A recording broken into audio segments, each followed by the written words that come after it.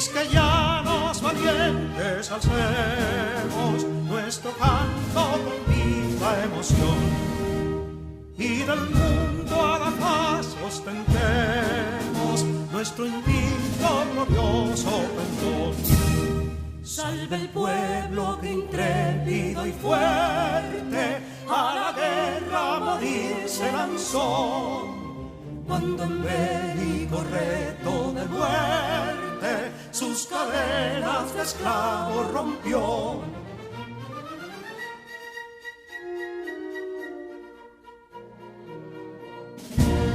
Ningún pueblo ser libre merece si es esclavo, indolente y servil. Si en su pecho la llama no crece, que templó el heroísmo viril, más que estrella la indómita y brava, siempre altiva la frente alzará, que si fuere mil veces esclava, otras tantas ser libres habrá. Que si dono y ardita expusieron de un intruso señor al desdén, las carreras Belén campos fueron, que cubiertos de gloria se ven, que en la cima del heroico baluarte de los libres el verbo encarnó, donde el genio de Sánchez y Duarte a ser libre o morir enseñó.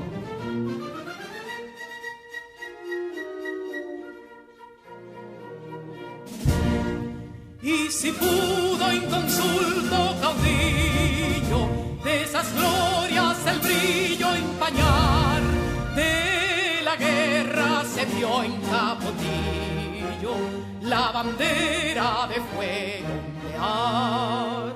Y el incendio que atónito deja de Castilla al soberbio león, de las playas gloriosas le aleja, donde flota el cruzado pendón. Compatriotas, mostremos erguida nuestra frente orgullosos de hoy más, que Quisqueya será destruida, pero sierva de nuevo jamás. Que santuario de amor cada pecho, donde la patria se siente vivir, y es su escudo invencible el derecho, y es su lema ser libre o morir.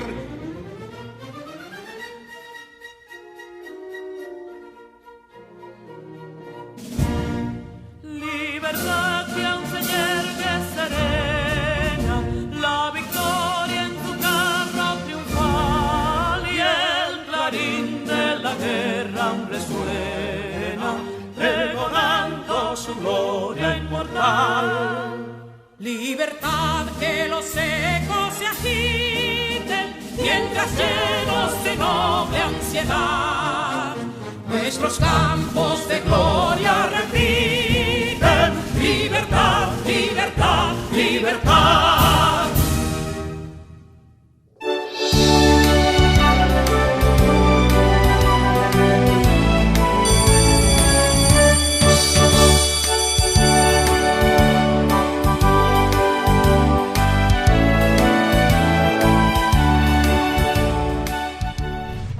Hola, mi nombre es Carla Maciel y como ustedes estoy muy entusiasmada por comenzar nuestro día de aprendizaje. Vamos todos y todas a crear las condiciones físicas y emocionales para que podamos disfrutar del progreso que es aprender. Lo importante es disfrutar el camino del conocimiento y hacer de él una fiesta. Aprender puede ser, si nos lo proponemos, una experiencia divertida y creativa.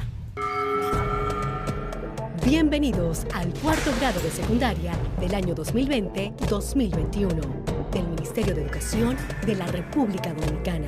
Aprendemos en casa, preservando la salud. Hoy repasamos los puntos más importantes de los temas que hemos conocido esta semana. Hola queridos y queridas estudiantes, como cada viernes tenemos nuestro resumen de las cosas más relevantes que aprendimos en las diferentes asignaturas. Abarcaremos cada una de ellas, iniciando con matemáticas, en las que continué hablando de los postulados sobre los ángulos. En ciencias sociales, increíble, pero gracias a Yancel, aprendimos aún mucho más sobre geomorfología, las placas tectónicas y los terremotos. En ciencias de la naturaleza, Pevens y Ediberto desarrollaron un tema muy importante, las enfermedades de los sistemas nervioso y circulatorio, así como también las enfermedades del sistema respiratorio, con especial atención al COVID-19. En inglés aprendimos más sobre los adverbios, a describir personas, cosas y también el uso de la coma. En francés aprendiste sobre el pasado imperfecto y el pasado compuesto. Por último, la asignatura de lengua española, donde trabajaste el tema de la importancia de la acentuación, las tildes y del uso de los conectores de secuenciación temporal y también los adverbios. ¿Listos para aprender desde casa? Prepárate para el repaso del día de hoy.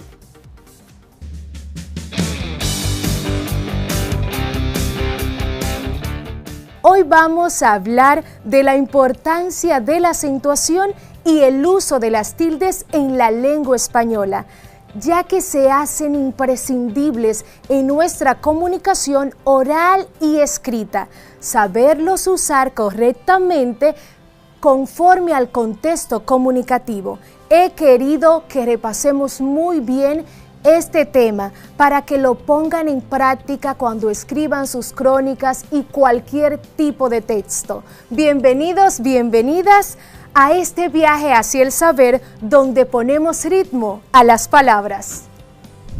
Importancia de la acentuación y el uso de las tildes. Al momento de comunicarnos, lo hacemos dándole entonación y acentuación a las palabras. Dentro de la gramática de nuestra lengua española, tenemos el acento y la tilde. Son para esclarecer y diferenciar la expresión oral y escrita. ¿Sabes cuál es la diferencia entre un acento y una tilde? La acentuación de las palabras en el español permiten determinar el énfasis fonético, o sea, la fuerza sobre una sílaba al pronunciar una palabra. Todas las palabras deben pronunciarse con su debida acentuación, ya que esto permite que el mensaje pueda entenderse de manera correcta. La tilde se presenta ortográficamente con una rayita oblicua inclinada hacia la izquierda sobre una vocal A, E, I, O, U. La tilde no modifica la pronunciación de la vocal, tan solo indica la sílaba que se pronuncia con mayor intensidad. La tilde se coloca siempre en la vocal de la sílaba tónica. Las sílabas son unidades de sonidos que se pronuncian juntos.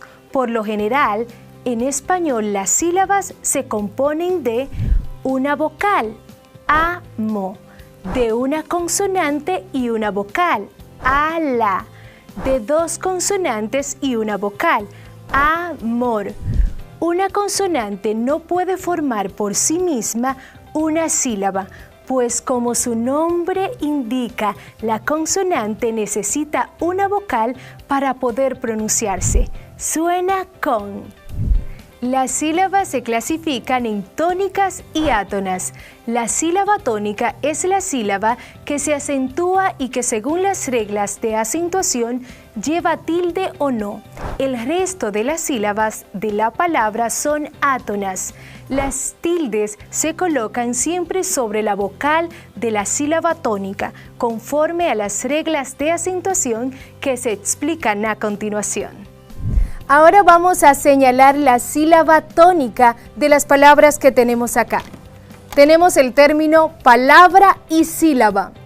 Aquí tenemos palabra. La sílaba tónica de esta palabra es la, porque en ella se hace más fuerza al pronunciarse dicha palabra, la. Las demás sílabas son sílabas átonas, sílabas átona. sílabas átonas, ya que en estas no se pronuncia con tanta fuerza las vocales que aparecen en las mismas. Acá tenemos otra palabra, sílaba. Sílaba. Aquí la sílaba tónica es la sí. Dicho sea de paso, es una sílaba que tiene tilde, es decir, un acento ortográfico que se marca. Las sílabas átonas de esta palabra son la y va. Las palabras se clasifican conforme a su acentuación, esto es, según cuál sea la sílaba tónica, en agudas, llanas o graves, esdrújulas y sobreesdrújulas. La tabla siguiente explica en qué casos llevan tilde las palabras según el tipo que sean. Acompáñenme a seguir aprendiendo. Conectores son palabras que generalmente sirven para unir ideas y frases dentro de una oración. Pueden servir tanto para comenzar o finalizar un texto que le aporta coherencia. Por ejemplo, inicialmente retroalimentaremos el tema de los conectores. Finalmente explicaremos los adverbios de modo. Aquí vemos el conector inicialmente, el cual sirve para iniciar el párrafo, y el conector finalmente para finalizar. Los conectores temporales permiten unir las distintas partes de un texto relacionadas entre sí por el paso del tiempo. Al momento de producir una crónica, los utilizamos para relacionar lo que vamos narrando por el paso del tiempo. Un punto importante es que este tipo de conector puede referirse a hechos y circunstancias tanto en tiempo presente, pasado y futuro. Por ejemplo, en este momento estoy en el cine. En este ejemplo podemos denotar que el conector se está refiriendo a un hecho de tiempo presente. Así también se puede referir a hechos o circunstancias del tiempo pasado o futuro. Vamos a comprobar si estamos aprendiendo. En las siguientes oraciones que vemos acá en la pizarra, vamos a seleccionar el conector que aparece de secuencia temporal y el verbo. En la primera oración, en la noche ellos salieron hacia el cine. El conector de secuencia temporal que aparece en esta oración es en la noche. En la noche ellos salieron hacia el cine. El verbo de esta oración es salieron, conjugado en tiempo pasado. Por ende, este conector está denotando una acción que ocurrió en el pasado.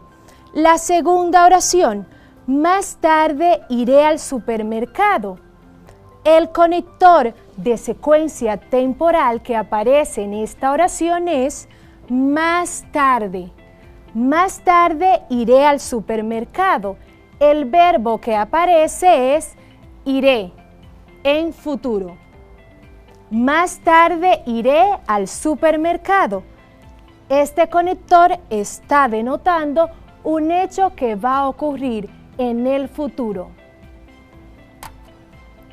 Existe una diversidad de conectores temporales, de los cuales pueden elegir lo que mejor consideren para la producción de sus crónicas. Tengan pendiente que al momento de elegirlos deben seleccionar aquellos que favorezcan a mantener la coherencia y concordancia en la secuencia de acontecimientos que van relatando.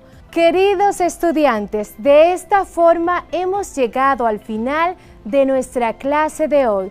No olviden lo que aprendimos de que los conectores temporales son muy importantes en la producción de una crónica, ya que permiten secuenciar el tiempo en que ocurren los hechos. Asimismo, los adverbios son esas partes invariables de la oración que modifican y complementan a los verbos, adjetivos y a otros adverbios, y que los que se utilizan frecuentemente en la redacción de la crónica son los de modo, los cuales indican la forma o manera en que se realiza la acción verbal. Muy bien, les invito a seguir repasando el contenido de la clase de hoy.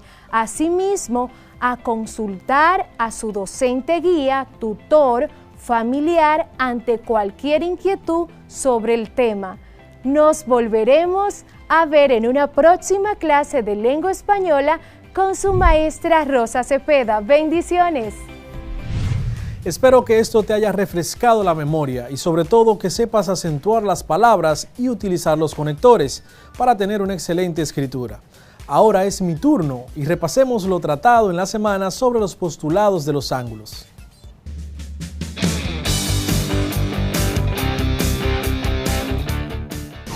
Ángulos correspondientes.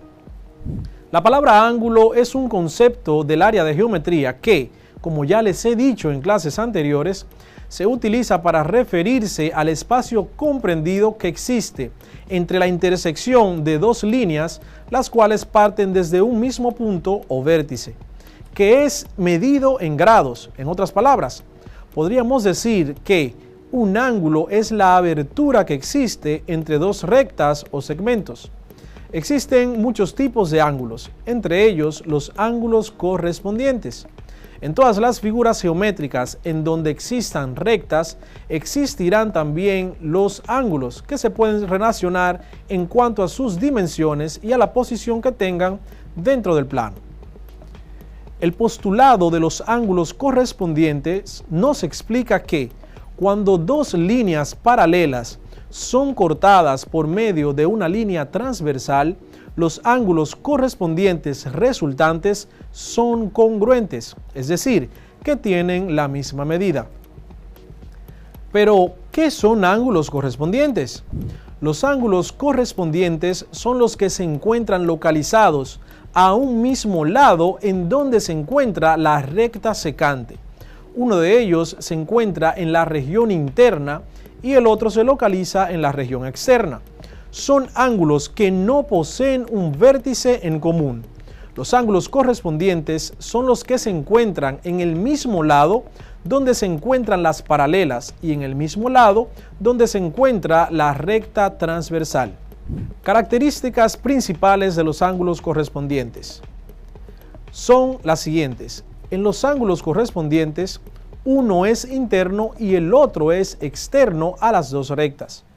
Las dos rectas que se cruzan para dar origen a los ángulos correspondientes son paralelas si y solo si los ángulos correspondientes son congruentes, es decir, que tienen la misma medida. Se encuentran localizados en el mismo lado que las paralelas están ubicadas. Son ángulos que surgen cuando existen líneas paralelas. Los ángulos correspondientes tienen sus vértices. Este tipo de ángulo no puede ser adyacente. Ángulos correspondientes entre paralelas. Cuando tenemos dos rectas que se cortan, es decir, se tocan en algún punto, decimos entonces que esas dos rectas son secantes. En el momento en que se cortan, logran formar o determinar cuatro ángulos diferentes. Pero esos ángulos se encuentran o tienen una relación entre sí, de manera que si conociéramos cuánto mide uno de esos ángulos, podríamos determinar inmediatamente los tres restantes. Cuando dos rectas paralelas son cortadas por otra recta, a la que en esta ocasión conoceremos como la recta transversal, se forman 8 ángulos diferentes. Estos 8 ángulos también tienen una estrecha relación entre sí, de manera que si logramos conocer uno de ellos, podemos entonces averiguar lo que valen los demás. La posición relativa que poseen los ángulos con respecto a las rectas produce que esos ángulos tengan nombres específicos, para así lograr hacer una diferencia entre ellos. Es por esta razón que llamamos con el nombre de ángulos correspondientes a los que están situados al mismo lado de las paralelas y al mismo lado que la recta transversal. ¿Cuánto miden los ángulos correspondientes?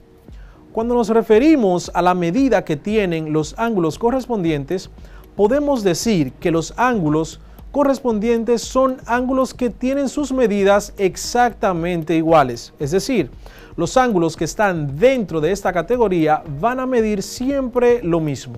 Es por esta razón que cuando logramos encontrar y conocer la medida que tiene un ángulo en una intersección, también podremos conocer la medida de su ángulo correspondiente en la segunda intersección, puesto que será exactamente la misma. Los ángulos correspondientes los podemos ver por doquier. En las vías del tren, si observa las vías del tren, son paralelas y son cortadas por rectas transversales, formando así ángulos correspondientes. También existen avenidas que forman ángulos correspondientes. Tal es el caso de la avenida Winston Churchill. En ambos sentidos, sur-norte y norte-sur, forman paralelas y en la intersección, por ejemplo, con la calle Paseo de los Locutores, forman ángulos correspondientes con esta calle, pues esta corta los dos carriles paralelos de la avenida Winston Churchill. También en unas escaleras puedes observar el postulado de los ángulos correspondientes cumplirse, en el pasamanos, por ejemplo. Si observas algunos cables del tendido eléctrico, forman este tipo de ángulos. Cuando tenemos rectas que forman ángulos correspondientes, al mismo tiempo forman ángulos específicos que debemos conocer. Número 1. Ángulos adyacentes o par lineal. Son aquellos que comparten un mismo vértice, tienen un lado en común y son suplementarios. Número 2. Ángulos opuestos por el vértice. Cuando los lados de uno son semirrectas opuestas a los lados del otro ángulo. Número 3. Ángulos alternos internos. Si una recta transversal corta a dos rectas paralelas, los ángulos alternos internos son los que están entre las paralelas a distinto lado de ellas y a distinto lado de la recta transversal. Los ángulos 2 y 3 son iguales. Número 4. Ángulos alternos externos. Si una recta transversal corta a dos paralelas, los ángulos alternos externos son los que están en la parte exterior de las paralelas a distinto lado de ellas y a distinto lado de la recta transversal. Por ejemplo, los ángulos 1 y 4 son iguales. Sabiendo esto, veamos algunos teoremas y su demostración. Teorema número 1. Los ángulos opuestos por el vértice son iguales. Hipótesis. Ángulo 1 y ángulo 3 son opuestos por el vértice. Tesis. Ángulo 1 es igual al ángulo 3. Demostración. Razones. Número 1. El ángulo 1 más el ángulo 2 es igual a 180 grados. Número 2. El ángulo 3 más el ángulo 2 también es igual a 180 grados. Número 3. El ángulo 1 más el ángulo 2 es igual al ángulo 3 más el ángulo 2. Si restamos a ambos miembros de la igualdad anterior, el ángulo 2, tendríamos que el ángulo 1 más el ángulo 2 menos el ángulo 2 será igual al ángulo 3 más el ángulo 2 menos el ángulo 2. Si simplificamos esto, tendremos entonces que el ángulo 1 es igual al ángulo 3. Ahora veamos las razones por la cual hicimos estas proposiciones. Número 1. El primero es porque forma un par lineal. Número 2. También igual razón, porque forma un par lineal. Número 3. Aquí se cumple la propiedad transitiva de la igualdad de los ángulos.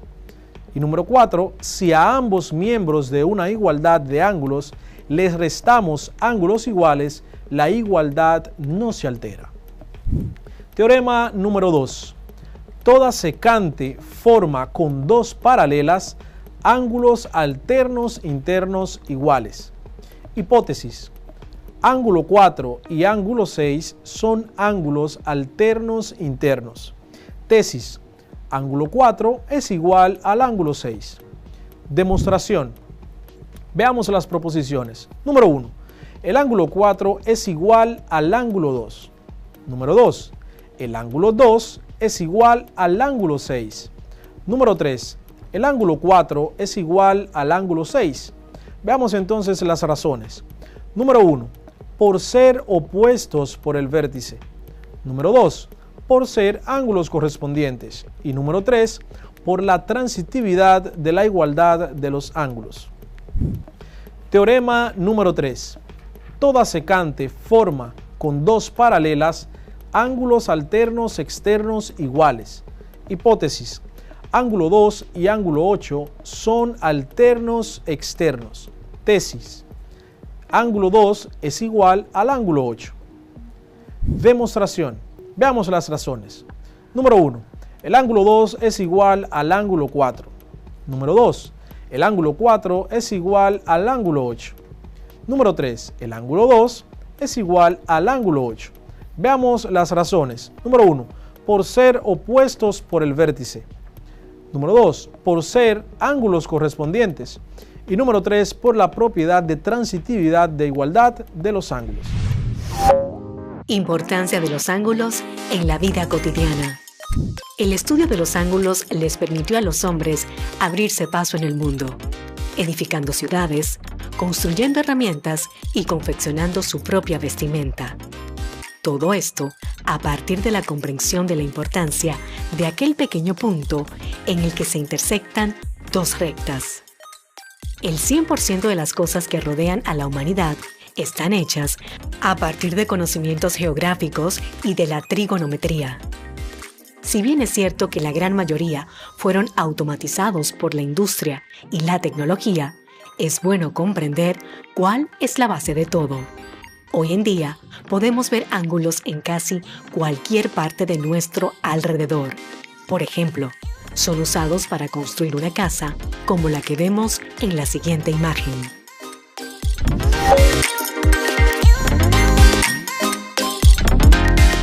Aprecia tus orígenes. Si bien es cierto que muchas personas no disfrutan los arduos conocimientos matemáticos presentes en el entendimiento de las construcciones geométricas, es importante recalcar cuál es y cuál fue la importancia de estos para el origen y desarrollo de los hombres. Si no hubiera sido por estos conocimientos, la humanidad no hubiese avanzado tanto en tan poco tiempo. Quizás ni siquiera sería la especie dominante sobre la faz de la Tierra. Así arribamos al final de la clase de hoy sobre los postulados de los ángulos. Hoy vimos una continuación de la clase anterior acerca de los postulados. Estuviste aprendiendo sobre los postulados de los ángulos correspondientes, que se forman cuando una recta, conocida como recta transversal, interseca dos rectas paralelas. De acuerdo con este postulado, los ángulos correspondientes son congruentes, es decir, que tienen la misma medida. Ahora te invito a profundizar más sobre el tema y seguir trabajando con tu maestro tutor. Gracias por seguir aprendiendo desde casa y preservando tu salud. Soy tu profesor Alexander García. Eso fue Matemáticas para cuarto de secundaria. Nos vemos en la próxima.